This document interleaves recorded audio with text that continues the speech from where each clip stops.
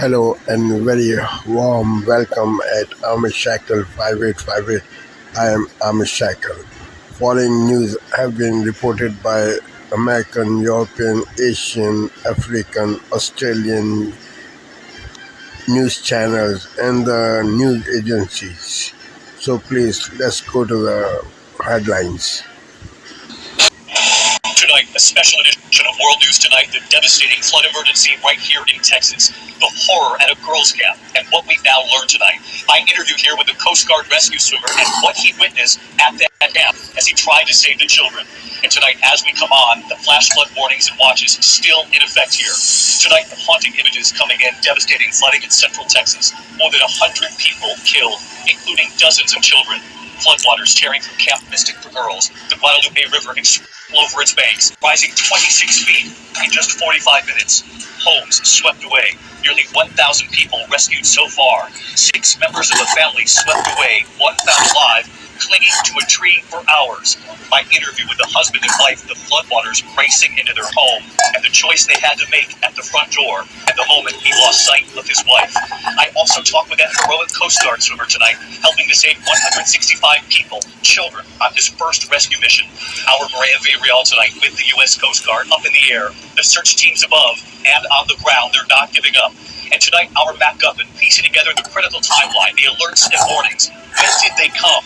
And could more have been done to save lives? Tonight, state and local authorities are pressed. Will changes be made here? And Chief Meteorologist Ginger Z is tracking the new warnings and watches right now. More life-threatening flooding still possible tonight. Also, the state of emergency in North Carolina we're watching, and the system moving into the northeast. Also on this Monday night, Border Patrol agents ambushed in McAllen, Texas, and gunmen reportedly armed with a rifle, opening fire as they reported for duty. Tonight, the major new immigration crackdown operation in Los Angeles. Roughly 90 National Guard troops and more than a dozen military Humvees and armored vehicles in the streets. LA's Mayor Karen Bass confronting ICE agents. In New York City tonight, shark sightings forcing a well-known beach to close. Drones spotting multiple sharks just offshore.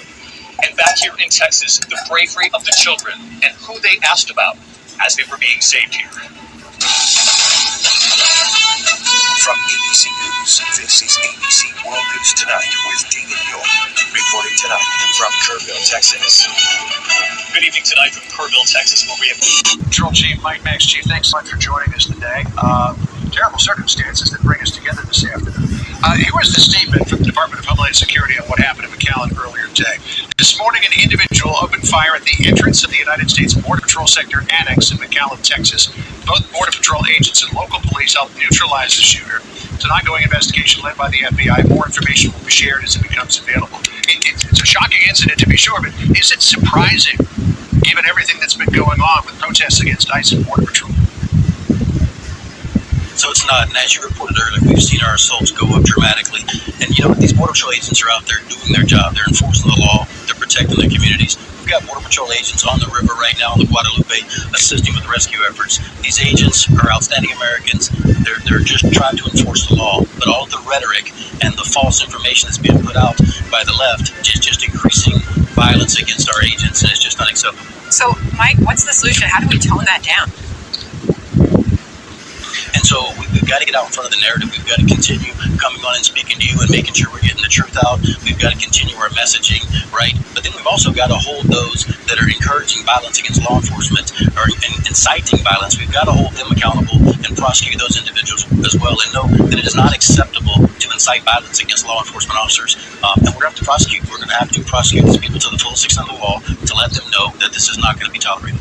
So you say, Chief, that we've got to tone down the rhetoric, tone down the language. Yet listen to what Axios reported in terms of ICE and the Border Patrol. Democrats told to, quote, get shot for the anti-Trump resistance. Some of them have suggested what we really need to do is be willing to get shot when visiting ICE facilities or federal agencies. A third House Democrat told Axios, our own base is telling us that what we're doing is not good enough. There needs to be blood to grab the attention of the press and the public, the lawmaker said. With rhetoric like that, is it any wonder we're seeing what we saw there in McAllen this morning and those 2 other incidents over the July 4th weekend that Jonathan Hunt was talking about? So it's not, we're pulling agents off of regular duties now to harden our securities at our facility to make sure that we're on a heightened state of alert in order to prevent these attacks from continuing. And these are pulling those agents off of what they should be doing, which is out enforcing the law. But I'll tell you this, I could not be more proud of the Border Patrol employees today. They defended themselves bravely. They handled the situation very well. And I would be remiss if I didn't commend the McAllen Police Department and other local law enforcement agencies that responded and helped us stop that threat. But they're not just putting law enforcement in danger, they're putting civilians in danger too, because when they encourage these civilians to rise up and act like this, they're going up against highly trained law enforcement officers, and they're going to find themselves in the same situation that this gentleman found himself in this morning. Which is prepared, right? And considering this is one of several recent attacks on immigration officers, Mike, how would you say the morale of those folks are and of Border Patrol as a whole? So I would say the morale is doing phenomenally well. However, it does create concern. It creates concern for the agents. They have to go home to their families. We're all fathers, mothers, brothers and sisters. And so agents have to be on a heightened state of awareness, even when they're not on duty, especially in communities where you're well known inside. This is unprecedented flood events. This Monday night emergency into the grim recovery mission of missing children. I've spoken to multiple parents, scared out of mind. And the obstacles for the crew. Two provinces make nice and make deals. We need to unlock the full potential of our economy. The big projects Alberta and Ontario have agreed to consider, and what each premier is trying to persuade the other to do. A triple murder by mushroom. Convicted killing her relatives with poisonous food. Plus, a different school of rock. I knew I had to apply. The Manitoba Viking aficionado about to pursue his passion in Iceland. Global National, we've done a presentation. Good evening and thanks for joining us. We begin in Texas, where a flood remains in effect in regions already dealing with the aftermath of the worst flash flooding in decades. At least 100 people, many of them children, are known to have died across central Texas, swept away by catastrophic flooding over the 4th of July weekend. Search crews are still looking for dozens of missing people, but are hampered by all the debris, mud, and the continued rainfall. The floodwaters rose fast while most people were sleeping. This time-lapse shows water rising over a causeway, submerging it in a matter of minutes. There have been flash floods in the region before, and heavy rains were forecast, flood warnings issued, but as Jackson Prosco reports, that was not enough to save lives. The receding floodwaters reveal an unimaginable tragedy. As rescue workers look for survivors, but find only bodies. I need to tell my community and those families who are waiting, this will be a rough week. Hilda Mendoza made a grim discovery while leading the search for her missing neighbors.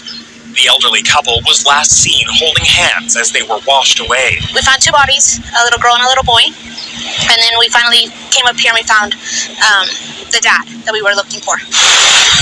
4 months worth of rain fell in just a few hours, drenching the Texas hill country in the middle of the night. We had first responders that were getting swept away, actually responding to the first areas of rainfall. The victims include 13-year-old Blair Harbor and her 11-year-old sister Brooke, along with their grandparents. The girls were found 25 kilometers away from where the water took them, their hands still locked together. The water came so fast there was no time to escape. It's believed many people failed to receive warnings or simply ignored them. You can see the lights of vehicles getting washed off from upriver, and you can hear honking. You can see anything, but you can hear honking and you can hear the screaming. If we'd waited 5 more minutes, we would have been one of these people down the river. At Camp Mystic, an all-girl New Africa Stories on France 24. Thanks for joining us. Peace weekend. Take care. Liberté, égalité, actualité. Welcome. If you're just joining us, you're watching Daybreak. These are the headlines this hour. Repeating their desire to see Palestinians removed from their land, Israeli Prime Minister Benjamin Iran no on any ceasefire for Gaza. The death toll from flash flooding in Texas rises to over 100 people, with rains continuing to fall on saturated ground, raising concerns over further dangerous conditions ahead. And at least 10 people killed in Kenya in anti-government protests. Police cutting off roads in a bid to prevent demonstrations, only leading to further anger on the streets.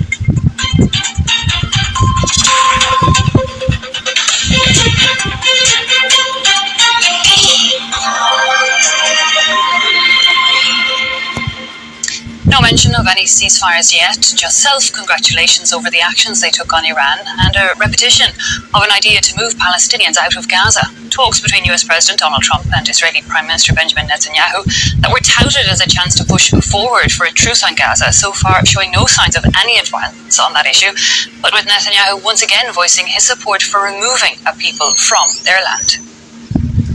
I think President Trump had a brilliant vision. It's called free choice. If people want to stay, they can stay. But if they want to leave, they should be able to leave. It shouldn't be a prison. It should be an open place and give people a free choice. We're working with the United States very closely about finding countries that will seek to realize what they always say, that they want to give the Palestinians a better future. And we've had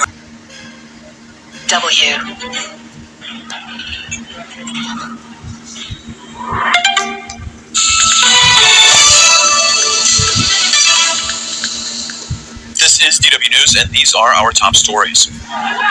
Kenyan police say at least 11 people have been killed and dozens more injured during nationwide anti-government protests. Authorities say they have arrested over 550 people. The protesters have been marking the 35th anniversary of the bloody Saba Saba uprising, when Kenyans demanded a return to democracy. Police reportedly opened fire at a charging crowd in the capital, Nairobi. Israeli Prime Minister Benjamin Netanyahu is in Washington for talks with U.S. President Donald Trump. The pair are expected to discuss a ceasefire in Gaza, with Trump saying a hostage release and ceasefire deal could be agreed to this week. It's Netanyahu's third visit to the White House this year. A camp in the U.S. state of Texas has confirmed that 27 of its campers and counselors were killed in Friday's flash floods. The total death toll from the torrential rain has risen to more than 100, with dozens of people still missing. Searchers are scouring the flood zone and warn that they're likely to find more victims. This is DW News from Berlin. You'll find more on our website at dw.com.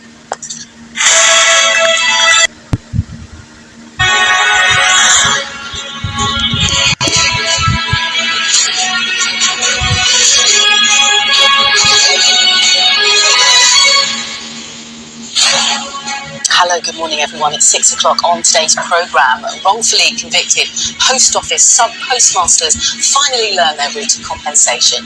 Plus, is a state visit by the French President Sir Keir Starmer's chance to halt small boat crossings in the Channel. It's Tuesday, the 8th of July. Well, the first volume of the report into the post office scandal will outline the compensation process today and lay bare the impact on victims. Guilty. My dad will stay with me ever. King Charles will welcome the French president to Windsor Castle for the state visit.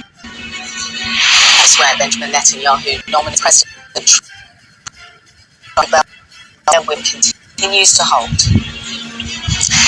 The injury robs Gregor famous Golden victory against the world number one Yannick Sinner as he's forced to retire and leading by 2 sets.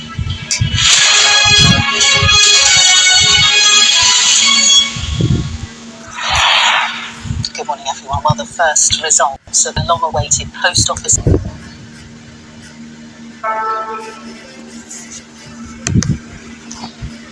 This is Asia Now. It's 12 p.m. in Singapore and Hong Kong, 9:30 New Delhi, and 11 o'clock in Jakarta. I'm Rani Samtani. At this hour, Donald Trump reignites his trade war. Japan, South Korea, and Indonesia among nations threatened with higher tariffs. But the U.S. president hints that deals could still be struck before a new 1st August deadline. From surprise and regret to resolving to step up talks, Asian trading partners of the U.S. like Japan, South Korea, Malaysia, and Thailand respond to the tariff threat. The U.S. president meets Israel's Prime Minister Benjamin Netanyahu at the White House amid hopes a ceasefire could soon be reached in Gaza, and U.S.-Iran talks looming.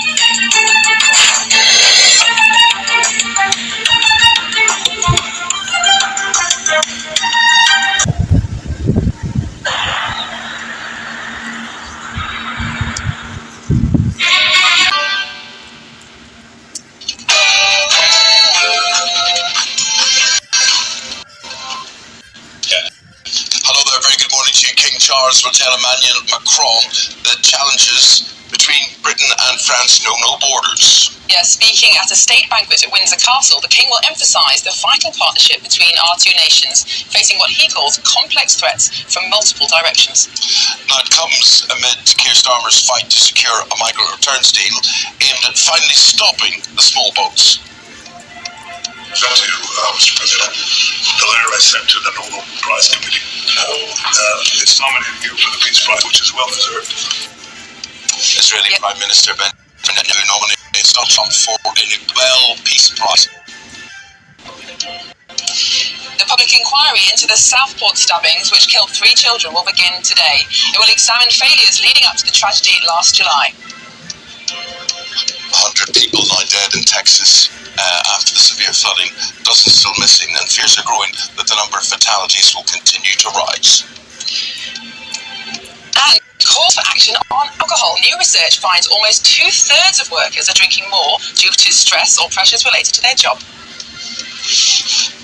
New research shows only half of 18 to 24-year-olds felt ready for work when they left education.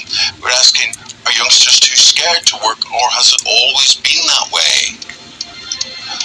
Very good morning. It's all eyes on SW19 this afternoon as GB's Cam Norrie faces a quarterfinal against Wimbledon champion Carlos Alcaraz on centre court, and did they then come back to the ring for boxing legend Ricky Hatton at the age of 46. We've seen a few heavy showers overnight, but they're now on their way. On the most, it's going to be a lovely summer's day. Plenty of sunshine and temperatures around about average. It is going to get hotter, though, through the rest of this week. Join me later for a full forecast. Hello there on this Tuesday morning from me, Eamon Holmes. And me, Miriam Kate. You're watching GB.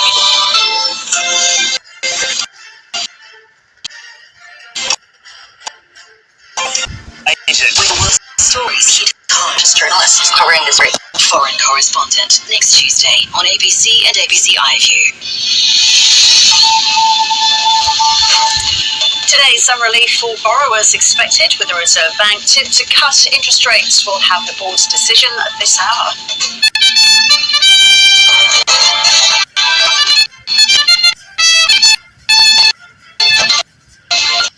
Cues of evidence from the mushroom trial released as Erin Patterson spent her first day in prison as a convicted triple murderer.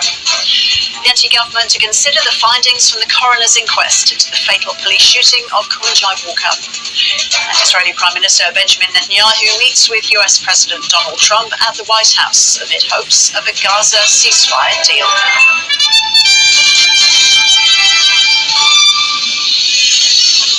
Hello.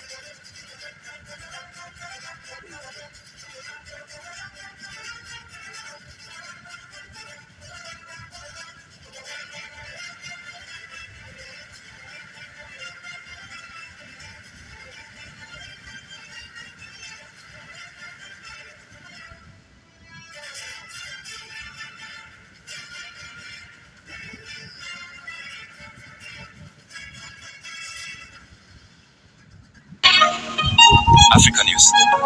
The news. It's another step on the long road home. France's parliament voted on Monday to return the sacred GTA Equidrum to Ivory Coast. The vote confirms a previous decision by the French Senate in April. The sacred wooden instrument, nicknamed the talking drum for being used to communicate warning messages up to 30 kilometers, was taken from Ivory Coast by the French army in 1916. Kept in various museums, the drum was restored in 2022, following a return request by Ivory Coast 3 years earlier. In November last year, the governments of both countries also signed a deposit agreement, which paved the way for the instrument's restitution. France's legislative process to return stolen objects like the drum has, however, been criticised as overall slow. To date, only 27 historical artefacts taken during the colonial period have been returned to their countries of origin. But for the talking drum, the only step left is the transfer to Ivory Coast. While no date is yet known for the instrument's return, one thing is certain. The drum's century-long unwanted exile will soon be coming to an end. Israel launched airstrikes early on Monday targeting ports and facilities held by Yemen's Houthi rebels. The strikes followed a suspected Houthi attack on a ship in the Red Sea. The rebels responded with missile fire targeting Israel. We are fully prepared for a sustained and prolonged confrontation to confront hostile warplanes counter attempts to break the naval blockade imposed by our armed forces on the enemy in support of our people in Gaza. In response to this aggression, and in continuation for the support for the oppressed Palestinian people, the missile and UAV forces carried out a joint military operation using 11 missiles and drones. Israel said it tried to intercept 2 missiles fired by the Houthi, but they appeared to make impact. There were no immediate reports of injuries. Israel has repeatedly attacked Houthi areas in Yemen, including a naval strike in June. These parcels of food are a lifeline for civilians in South Sudan. As fighting rages in the Upper Nile region, the World Food Programme has started airdropping humanitarian aid to prevent a famine. It is the first humanitarian aid in 4 months that the organisation has delivered to the region. Livelihoods have been destroyed, people have been displaced, and now people are at a real risk of famine because of the conflict. These airdrops that we've started over the last couple of days are crucial and critical to push back that risk and bring people back from the brink of famine. According to World Food Programme estimates, more than 1 million people in Upper Nile face acute hunger. The majority are women and children and people with special needs, including the elderly. They have come here with nothing, without food, without shelter. The only things that they have, some of them are a little bundle of clothes that are tied in some clothes that they have. They have nothing else in their possession. Fighting between armed groups in Upper Nile broke out last February. The country is also facing growing political instability, leading the United Nations to warn that it could soon be the site of another civil war. More demands for change. BRICS countries called for reforms of the International Monetary Fund during their annual summit in Rio de Janeiro on Monday. The bloc notably wants a reform of IMF quotas, which the IMF uses to determine how much money member states can contribute, but also how much they can get in loans. Through the vision for IMF reform, we will engage more countries in the 17th General Review of IMF quotas. Brazil supports an inclusive quota realignment process with a simple, balanced and transparent calculation formula. But global finance was not the only concern for the group. Brazil's president also called for fairer governance of artificial intelligence technologies. In the Declaration on Artificial Intelligence Governance, BRICS is sending a clear and unequivocal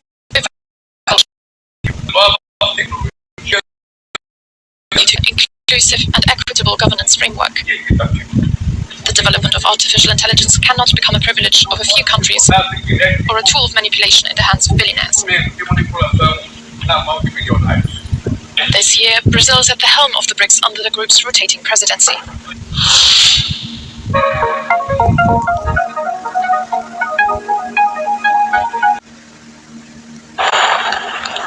The lives lost in the Texas floods and a desperate search for the missing. If people are watching this, what do you want them to know? What do you want to tell them? We need help. That's all I can say. We need help. From CBS News headquarters in New York, this is the CBS Evening News. Good evening, I'm Maurice Dubois in Kerrville, Texas. John Dickerson is off tonight. The floodwaters were too much for the ground to absorb, and now the enormity of the disaster is nearly impossible to bear. The loss of more than 100 people, many of them children, attending summer camp. 8-year-old sisters Hannah and Rebecca Lawrence of Dallas had just finished 2nd grade. Their broken-hearted parents said, "They brought us so much joy." We're devoting much of this broadcast Tonight, on the ground in the Texas Hill Country, as the waters recede and the death toll now exceeds 100 lives lost. Rivers all over central Texas rose and rose, so much death and destruction downstream. One river rising 32 feet in just 90 minutes, unleashing a force like a massive dam burst. The sheer force of destruction, immense. The new video coming in of rescues off of rooftops as stories of survivors awaken to their homes filled with waters emerge, but so many not so lucky.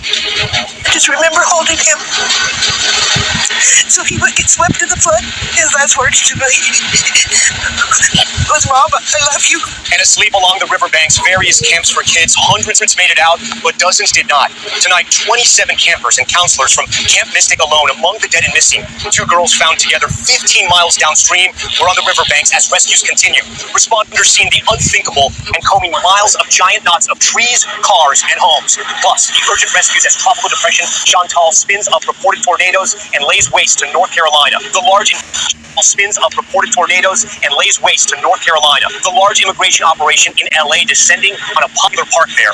The president threatens massive tariffs against some of America's closest trading partners, including Japan and South Korea.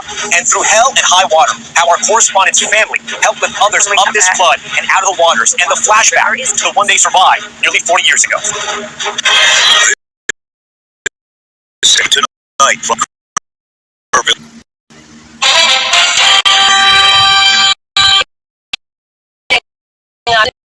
death toll and the search for the missing continued in the wake of the devastating floods in the Texas Hill Country. Everybody knows everybody, and so in a tragic event like this, we're all connected people who have been lost. The Gaza and the Trump administration's latest push for a ceasefire loom over Israeli Prime Minister Benjamin Netanyahu's visit to the White House. And we examine the real-world impacts of the Trump administration's new work requirements for getting Medicaid and food stamps.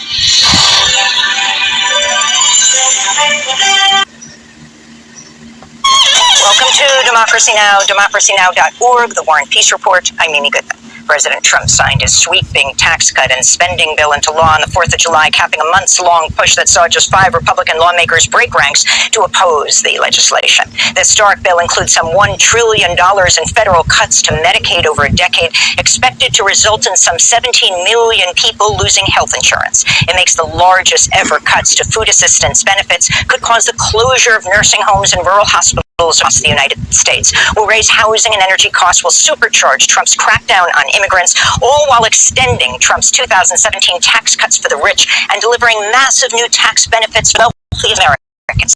Congressional says $1.3 trillion. Alejandra Ocasio-Cortez spoke out against the bill ahead of its final passage in the House Thursday. This bill is a deal with the devil. It explodes our national.